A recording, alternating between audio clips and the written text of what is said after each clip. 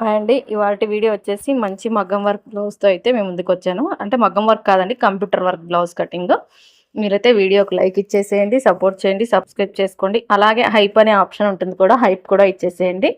First వచ్చేసి చూడండి, నేను లైనింగ్ క్లాత్ వచ్చేసి 1 మీటర్ లైనింగ్ తీసుకున్నాను అనమాట. ఇంక ఇక్కడ వచ్చేసి ఓపెన్స్ అటువైపు ఉంది, జెయింటింగ్ నా వైపు ఉంది.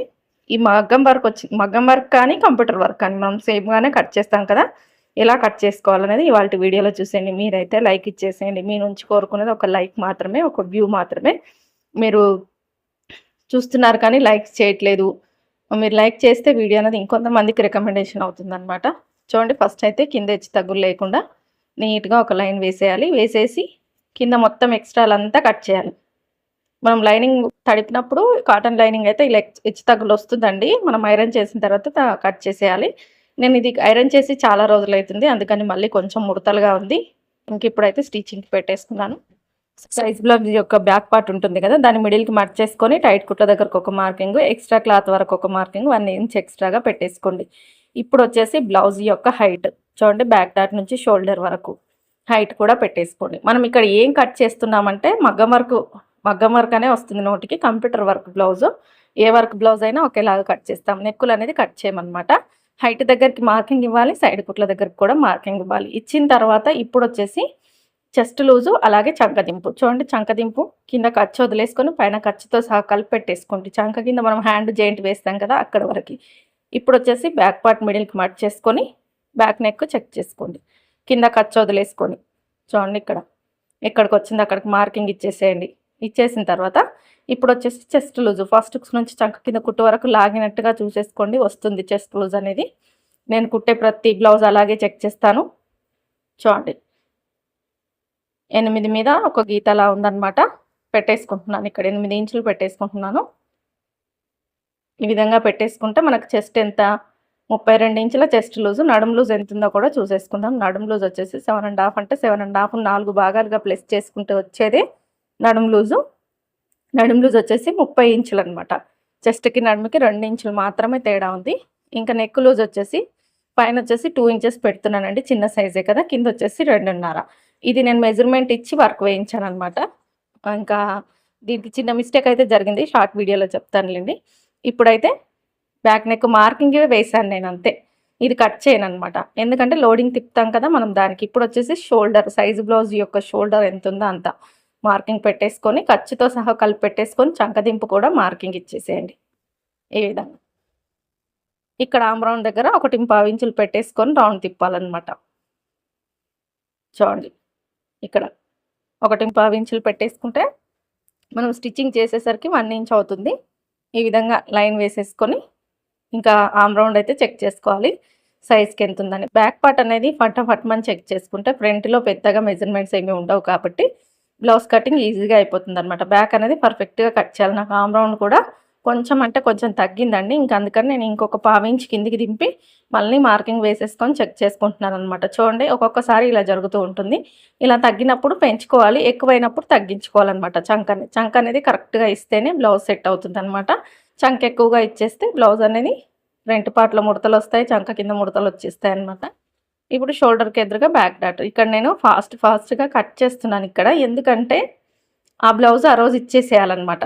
ఆ బ్లౌజు కటింగ్ ఎందుకు ఇంత లేట్ అయింది, ఇది బ్లౌజ్ ఇంత స్పీడ్ అనేదంటే వర్క్ విషయంలో కొంచెం మిస్టేక్ జరిగింది. అది మీకు షార్ట్ వీడియోలో నేను షేర్ చేసుకుంటానులేండి. ఇప్పుడైతే బ్యాక్ నడుము దగ్గర కొంచెం క్రాస్గా క్లాత్ తీసేసుకొని ఎక్కడికక్కడ టక్స్ పెట్టేసుకోండి. ఇంకా నేను ఇక్కడ టక్స్ పెట్టేస్తున్నాను. ఇక్కడ బ్యాక్ పార్ట్ అయితే రెడీ అయిపోయింది కదా.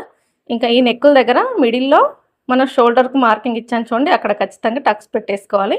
స్టిచ్చింగ్ వీడియో నేను కమ్యూనిటీ పోస్ట్లో లింక్ ఇస్తాను చూడండి. Already computer work blouse stitching వీడియోలు ఉన్నాయన్నమాట. ఈ వీడియో పోస్ట్ చేసిన తర్వాత దాని లింక్ అనేది కమ్యూనిటీ ట్యాబ్లో లింక్ ఇస్తాను పోస్ట్లో, మీరు చూడండి. ఇప్పుడైతే 4 ఫోల్డింగ్స్గా క్లాత్ వేసేసుకొని ఫస్ట్ ఎక్స్ట్రాగా ఉన్న క్లాత్ అంతా తీసేసి ఒక 1/2 ఇంచ్ కుట్ల కోసం పెట్టేసుకోవాలి. తర్వాత వచ్చేసి సైజ్ బ్లౌజ్ యొక్క హైట్, హ్యాండ్ హైట్ అనమాట. ఇలా బ్లౌజ్ ఉల్టా తీసేసి నీట్గా పెట్టేసుకోండి. ఇలా ఈ విధంగా పెట్టేసుకొని చంకదింపు ఎక్కడికి అక్కడికి ఖర్చులతో సహా కలిపి మార్కింగ్ ఇవ్వండి. హైట్ దగ్గరికి కూడా ఖర్చులతో సహా కలిపి మార్కింగ్ ఇచ్చేసుకుంటే బ్లౌజ్ యొక్క హ్యాండ్ హైట్ అనేది పర్ఫెక్ట్గా వస్తుంది. ఈ విధంగా హైట్ దగ్గరకు ఒక లైన్ వేసేసుకొని చంక డౌన్ దగ్గరకు ఒక లైన్ వేసేసుకొని షోల్డర్ దగ్గర 1.5 ఇంచ్ వదిలేసుకొని డౌన్ ఇస్తున్నాను నేను ఇక్కడ. ఈ విధంగా డౌన్ ఇచ్చేసుకోవాలి. అంటే హ్యాండ్ కర్వ్ ఈ చంకలోకి కలిపేయాలన్నమాట. మనకు స్టిచ్ అనేది ఇలా వస్తుంది. ఎక్స్ట్రా క్లాత్ ఇది కొంచెం చంక దగ్గర కొంచెం క్లాత్ అతుకైతే పడుతుందండి, వేసేస్తాను నేను ఇంకా స్టిచ్చింగ్లో. నీట్గా కట్ చేసుకుంటున్నాను చూడండి మొత్తం కూడా. ఇప్పుడు షోల్డర్ దగ్గర ఒక టక్స్ ఇచ్చేసుకొని చంక టైట్ కుట్టు దగ్గర ఒక టక్స్ ఇచ్చేసుకొని ఫ్రంట్ పార్ట్ కర్వ్ అయితే తీసేయాలన్నమాట.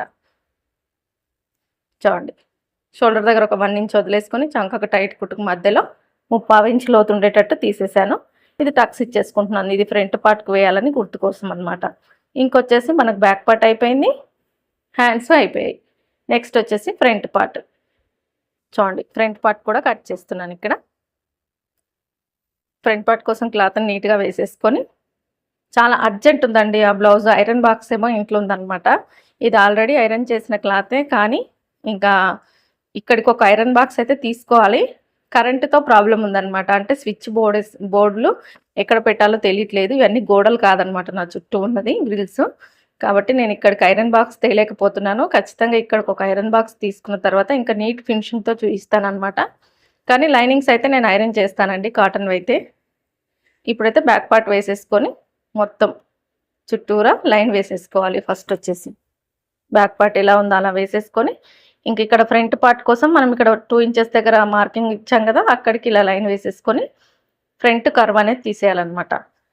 లోతు చంక దగ్గర 1/2 ఇంచ్ లోతు తీసేయాలి. ఇప్పుడు వచ్చేసి బ్లౌజ్ యొక్క హైట్ షోల్డర్ దగ్గర నుంచి మెయిన్ డాట్ వరకు. ఈ సైజ్ బ్లౌజ్ వచ్చేసి స్ట్రేట్ కటింగ్ ఉంది కాబట్టి నేను బ్లౌజ్తో చెక్ చేస్తున్నాను. అదే క్రాస్ కటింగ్ అయితే మీరు టేప్తో చెక్ చేసుకొని దానికి 1 ఇంచ్ యాడ్ చేసి పెట్టేసుకోండి. ఇక్కడ నా ఖర్చులతో సకలు పెట్టేశాను. అలాగే ఉక్స్ సైడ్ ఉన్న నెక్ తీసుకొని షోల్డర్ దగ్గర 1/4 ఇంచ్ కుట్టుకు వదిలేసి ఫ్రంట్ నెక్ కూడా మార్కింగ్ ఇస్తున్నాను. అలాగే ఫస్ట్ ఉక్స్ నుంచి 4వ ఉక్స్ వరకు మార్కింగ్ ఇచ్చేసి క్రాస్ బెల్ట్ షేప్ అయితే ఇచ్చేసుకుంటున్నాను. చూడండి ఇక్కడ మీకు ఒక విషయం చెప్పాలి. ఫస్ట్ ఉక్స్ నుంచి 4వ ఉక్స్ వరకు మార్కింగ్ ఇచ్చినప్పుడు మీరు ఉక్స్ పట్టి వేసినప్పుడు పెద్దగా అవుతుంది అంటే ఇంకొక 1/2 ఇంచ్ తగ్గించి వేసుకోండి. 3.5 ఉక్స్ల వరకే వేసుకోండి, అప్పుడు కరెక్ట్గా వస్తుంది అనమాట. చూడండి ఇలా కర్వ్ షేప్ ఇచ్చేసి నీట్గా కట్ చేసేసుకోవడమే. డాట్స్ వచ్చేసి 2.5 ఇంచులకు డాట్ పాయింట్, డాట్ గ్యాప్ వచ్చేసి 2 ఇంచులకు తక్కువగానే పెట్టాలండి దీనికి. ఎందుకంటే చిన్న సైజు అంటే చెస్ట్ లేదనమాట వీళ్ళకి అసలు. ఈ విధంగా మార్కింగ్ ఇచ్చేసి నీట్గా కట్ చేసేసుకోవడమే మొత్తం కూడా. మనం ఎంత పర్ఫెక్ట్గా కట్ చేస్తే బ్లౌజ్ అనేది అంత నీట్గా సెట్ అవుతుంది. చూడండి ప్రతి కటింగ్ చూస్తున్నారు కదా మీరు, ప్రతి కటింగ్లో అన్నీ చెక్ చేస్తాను నేను. అన్నీ చెక్ చేసిన తర్వాత బ్లౌజ్ కట్ చేస్తాను. అందుకనే కస్టమర్స్ ఎక్కువగా వస్తారు, వర్క్ అనేది ఈజీగా అయిపోతుంది అనమాట. నాకు ఇది అలవాటు అయిపోయింది అనమాట. ఇంకా ఇలా కట్ చేస్తున్నాను కాబట్టి నాకు పర్ఫెక్ట్గా కుదురుతుంది. ఇంక ఇక్కడ వచ్చేసి క్రాస్ బెల్ట్లు అండి. క్రాస్ బెల్ట్లు వచ్చేసి నేనైతే ఇక్కడ డైరెక్ట్గా తీస్తున్నట్టున్నాను.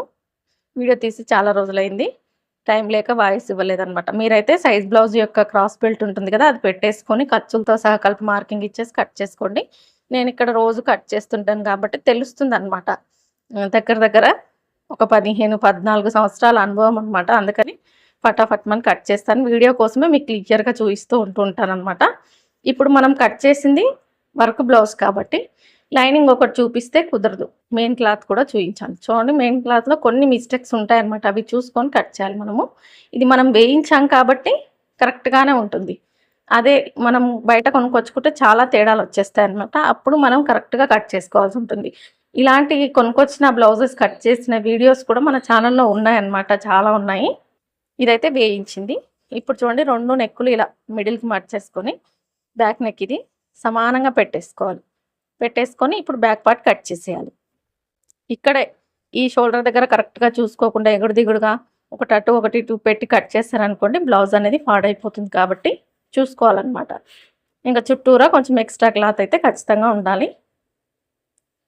చూడండి బ్యాక్ పార్ట్ అయితే మనకు రెడీ అయిపోయింది.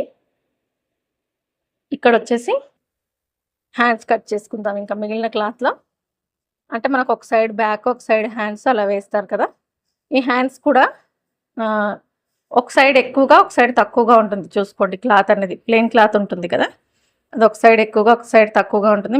మిడిల్కి మట్ చేసి పెట్టేసుకున్నారనుకోండి కొంచెం హ్యాండ్స్ అనేవి అటు ఇటు అయిపోతూ ఉంటాయి అనమాట. ఆ హ్యాండ్స్ కూడా కిందిది పైది 2 సమానంగా పెట్టేసుకొని కట్ చేసుకోవాలి. ఈ విధంగా నీట్గా కట్ చేసేసేయాలి. తర్వాత వచ్చేసి ఫ్రంట్ పార్ట్ చూపిస్తాను మీకు.